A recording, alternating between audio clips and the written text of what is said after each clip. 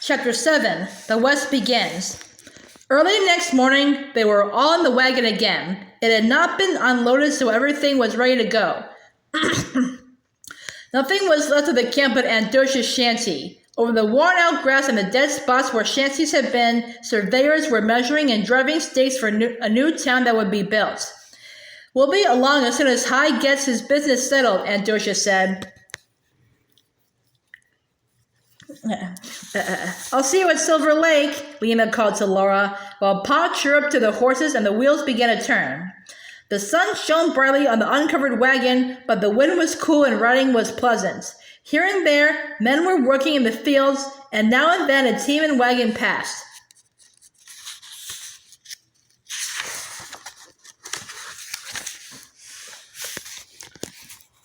Soon, the road curved downward through rolling land, and Pa said, "The Big Sioux river's ahead."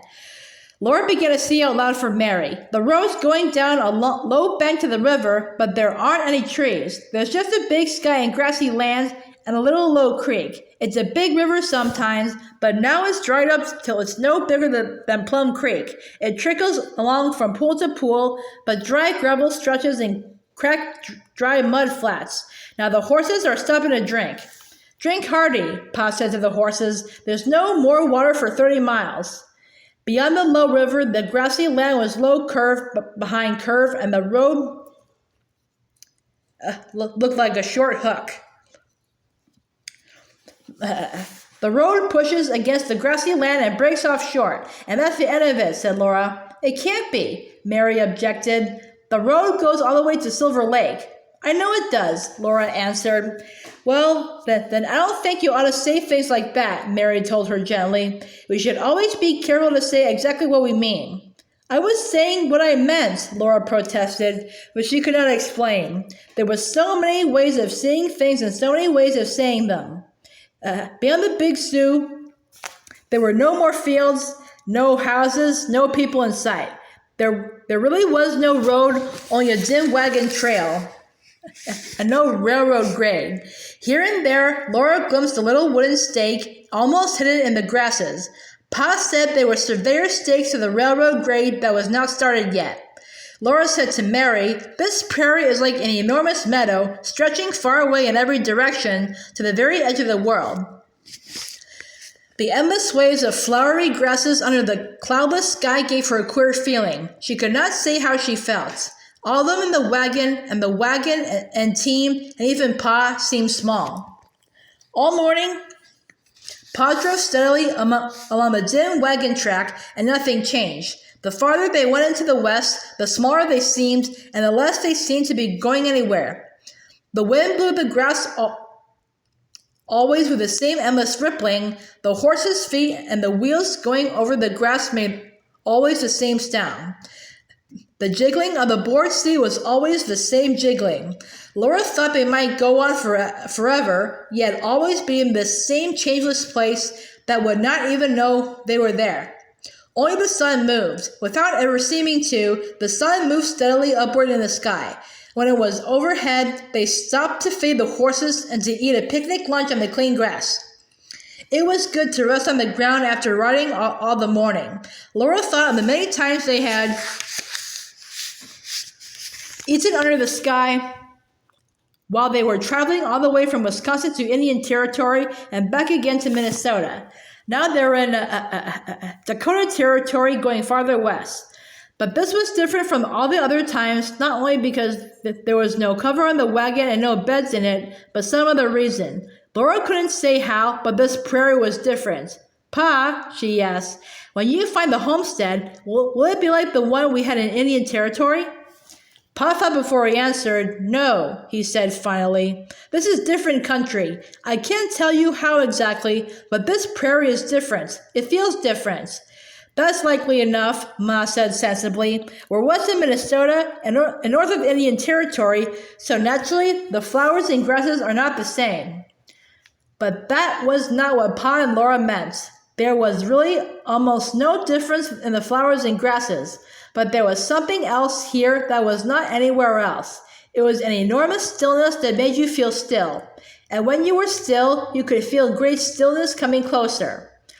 All the little sounds of the blowing grasses and of the horses munching and whooshing in their feed box at the back of the wagon, and even the sounds of eating and talking could not touch the enormous silence of this prairie.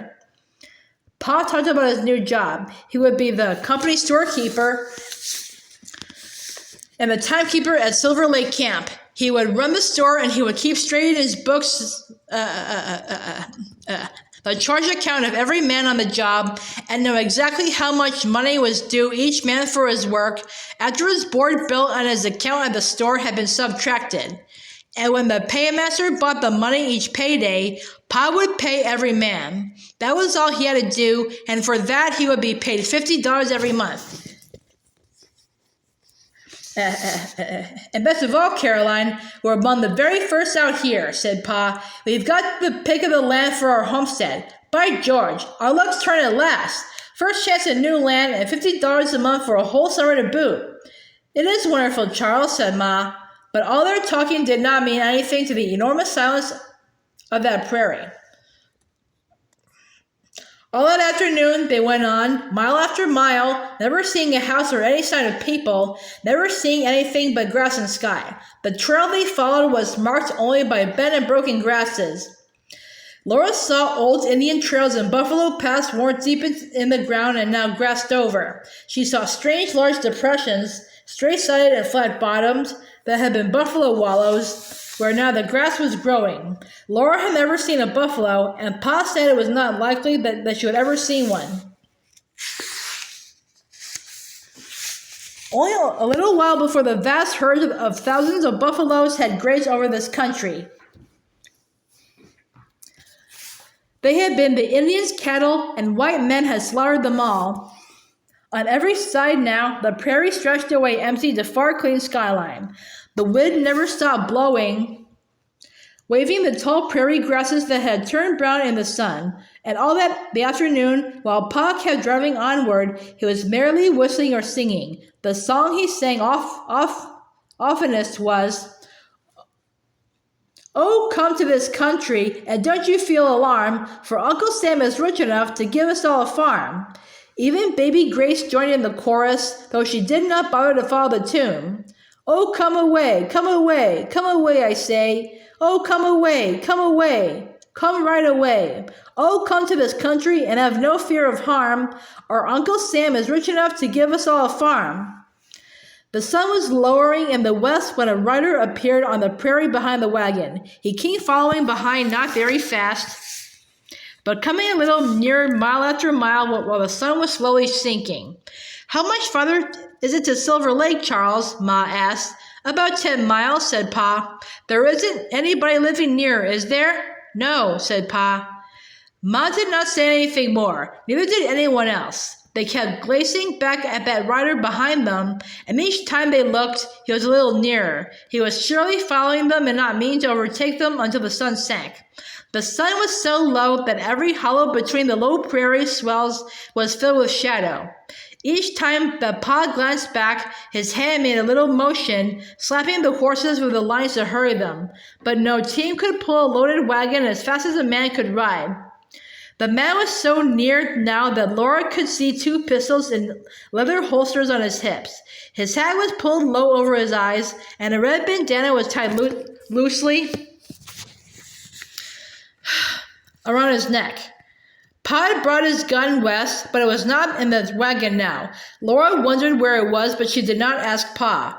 She looked back again and saw another rider coming on a white horse. He wore a red shirt. He and the white horse were far behind and small, but they came fast, galloping. They overtook the first rider, and the 2 came on together. Ma said in a low voice, "There's 2 of them now, Charles." Mary asked, frightened, "What is it? Laura, what's the matter?" Pa looked back quickly, and then he was comfortable. "Everything's all right now," he said. "That's Big Jerry." "Who's Big Jerry?" Ma asked. "He's a half-breed, French and Indian," Pa answered carelessly. "A gambler, and some say a horse thief, but a darn good fellow. Big Jerry won't let anybody waylay us." Ma looked at him astonished. Her mouth opened and then it shut. She did not say anything. The riders came up beside the wagon. Pa lifted his hand and said, "Hello, Jerry." "Hello, Ingalls," Big Jerry answered. The other man gave him a snarling look and went galloping on ahead, but Big Jerry rode along by the wagon. He looked like an Indian. He was tall and big, but not one bit fat, and his thin face was brown. His shirt was flaming red. His straight black hair swung against his flat, high-boned cheek as he rode, for he wore no hat. And his snow-white horse wore no saddle nor bridle. The horse was free. He could go where he wanted to go, and he wanted to go with Big Jerry wherever Big Jerry wanted to ride. The horse and the man moved together as if they were one animal. They were beside the wagon only a moment. Then away they went in the smoothest, prettiest run, down into a little hollow and up and away, straight into the blazing round sun on the far edge of the west. The flaming red shirt and the white horse vanished in the blazing golden light.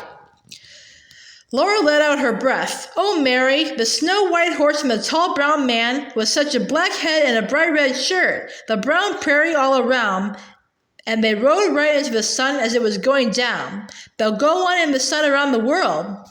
Mary thought a moment. Then she said, "Laura, you know he couldn't ride into the sun. He's just running along on the ground like anybody." But Laura did not feel that she had told a lie. What she had said was true, too. Somehow that moment when the beautiful free pony and the wild man rode into the sun would last forever. Ma still feared that the other man might be lying in wait to rob them, but Pa told her, "Don't worry, Big Jerry's gone ahead to find him and stay with him till we get into camp. Jerry'll see that nobody molests us."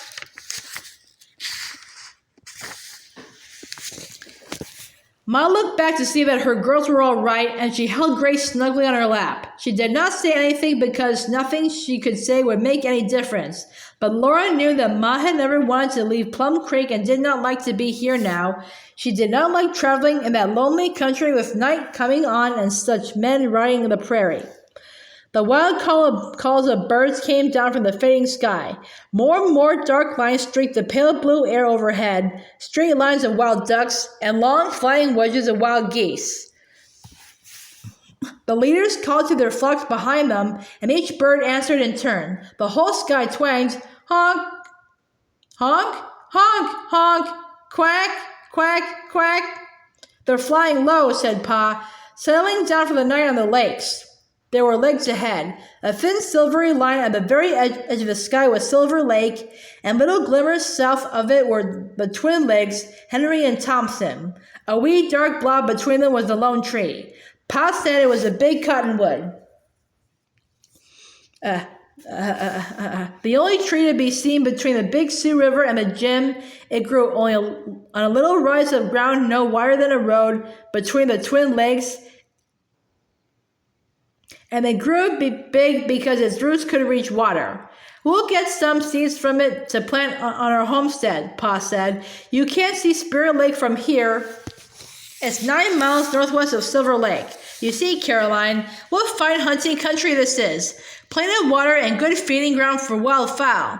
"Yes, Charles, I see," said Ma. The sun sank, a ball of pulsing liquid light. It sank in clouds of crimson and silver. Cold purple shadows rose in the east, crept slowly across the prairie, then rose in heights on heights of darkness from which the stars swung low and bright. The wind, which all day long had blown strongly, dropped low with the sun and went whispering among the tall grasses. The earth seemed to lie breathing softly under the summer night. Pa drove on and on beneath the low stars. The horses' feet went softly thumping on the grassy ground. Far ahead a few tiny lights pricked through the dark. They were the lights of Silver Lake Camp. "Don't need to see the trail for these next 8 miles, Pa told Ma. "All a man's got to do is keep driving toward the lights. There's nothing between us and camp but smooth prairie and air." Laura was tired and chilly. The lights were far away. They might be stars after all. The whole night was a glittering of stars. Close overhead and down on all sides, great stars glittered in patterns on the dark. The tall grass rustled against the turning wagon wheels. It kept on rustling. rustling against the wheels that kept on turning. Suddenly, Laura's eyes jerked open. There was an open doorway and light streaming out, and in the dazzle of lamplight, Uncle Henry was coming, laughing. So this must be Uncle Henry's house in the big woods when Laura was little, for that was where Uncle Henry was. "Henry!" Ma exclaimed. "It's a surprise, Caroline," Pa sang out. "I thought I wouldn't tell you, Henry's out here." "I declare, it takes my breath. I am so surprised," said Ma.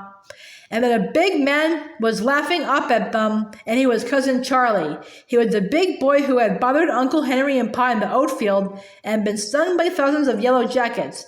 "Hello, Half Pines. Hello, Mary. And here's baby Carrie, a big girl now. Not a baby any longer.